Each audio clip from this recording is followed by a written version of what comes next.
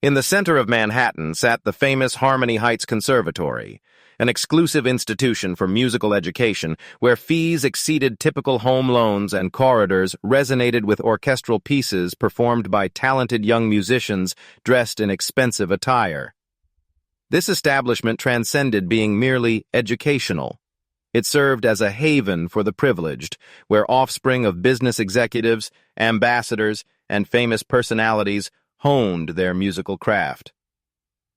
Through the stone corridors and beneath gilt-framed photographs of distinguished alumni moved an unassuming, overlooked figure, Mr. Samuel Hayes, who worked as the institution's custodian.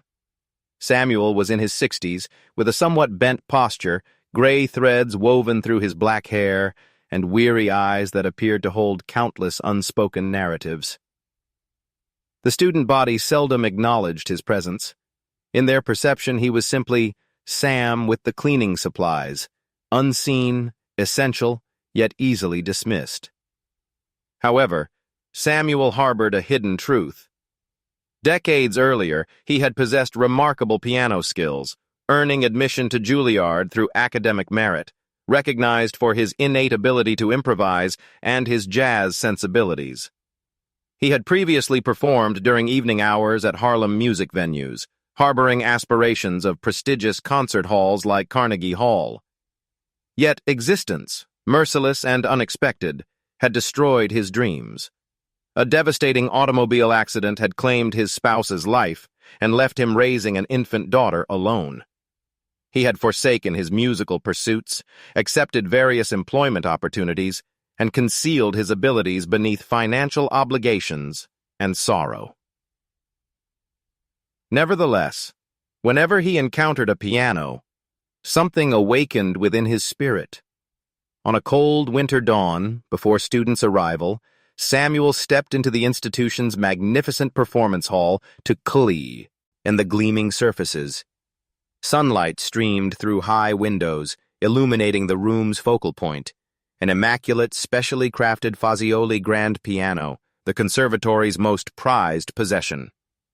This instrument was owned by Savannah Whitmore, the Academy's most renowned pupil, a 17-year-old musical genius whose parent was a technology industry magnate. She possessed exceptional talent and beauty and was recognized for her intense protectiveness regarding her piano. Nobody dared approach it, yet Samuel found himself unable to resist. The combination of the morning atmosphere, the silent space, and the light reflecting off the keys proved overwhelming. He moved toward the piano carefully, respectfully, as if encountering a long-time companion. He settled onto the bench, hardly drawing breath, and allowed his fingers to gently contact the keys. A gentle, subdued tune emerged, filled with blues, longing, and profound humanity. For a brief moment, the space overflowed with sound that originated not from written music, but from recollection. This was jazz in its purest form, unprocessed, as if drawn from a spirit that had witnessed excessive hardship, yet still found courage to express itself through song. Then the entrance opened. Savannah walked in accompanied by two companions, all three carrying luxury handbags and morning beverages. She halted abruptly, her eyes becoming stern. "Is he using my piano?" she inquired, her tone icy and cutting. Her friends responded with laughter. One young man whispered, "I suppose he believed he was trying out for a talent competition." Samuel jumped up quickly, mortified. I apologize. I intended no damage." Savannah approached nearer, crossing her arms. "You have no right to touch this instrument," she declared harshly. "Its value exceeds your entire existence. Return to your cleaning equipment, elderly man." The mockery that ensued cut more painfully than any verbal abuse. Samuel dropped his gaze, acknowledged quietly, and departed. He returned to his supplies, back to being unnoticed. Yet Savannah remained, her attention fixed on the piano.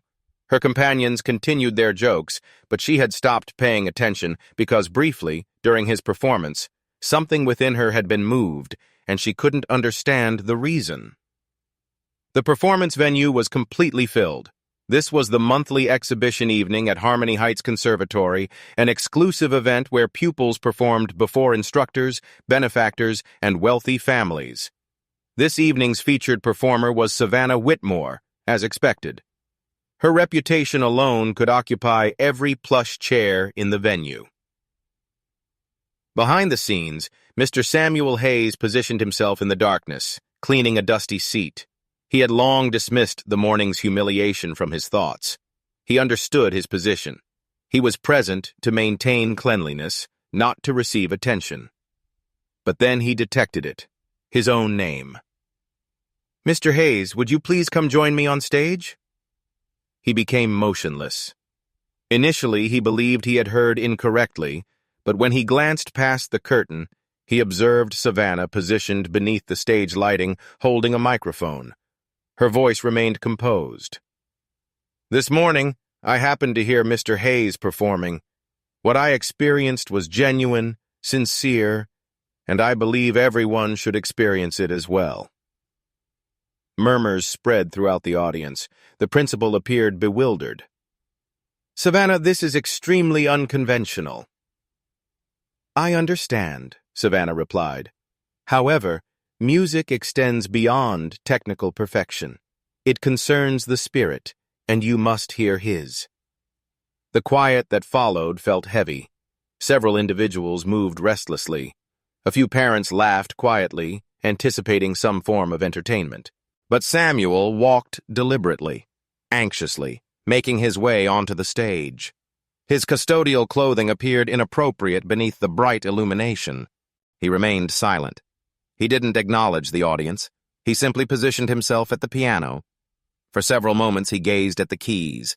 Then, taking a profound breath, he started to perform. The opening notes were gentle, hesitant, like exploring long-forgotten territories. But as his fingers progressed, the melody expanded. This wasn't a composition from sheet music. It wasn't practiced. It belonged to him, a gradual, mysterious jazz improvisation filled with grief and affection, of existence lost and enthusiasm reborn. The venue became completely quiet. Savannah's father ceased looking at his timepiece. The principal took a seat. Even the contributors, accustomed to classical pieces and technical excellence, sat without breath as Samuel performed with something none of their children could learn: authentic feeling. Upon completion, he didn't pause for recognition. He simply rose and started walking away from the stage. However, the applause occurred regardless. Initially, a few acknowledgments, then additional ones. Then the complete auditorium rose in a thunderous standing ovation. People celebrated enthusiastically. Some showed tears. Samuel turned around, amazed.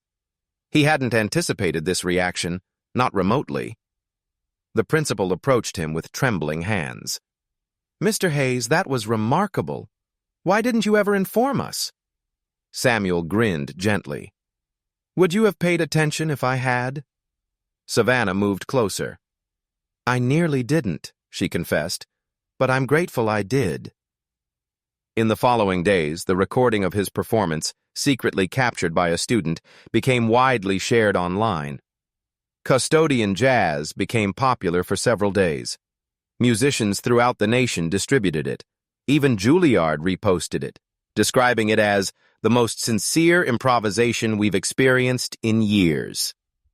The institution formally named Samuel Hayes as a part-time instructor for jazz improvisation. The same students who previously overlooked him now gathered around the piano, captivated by his every instruction. Savannah also began dedicating time with him, not as someone superior, but as a learner. She requested his guidance, and together they developed a collaborative piece for the following showcase. Regarding Samuel, he required neither celebrity nor wealth.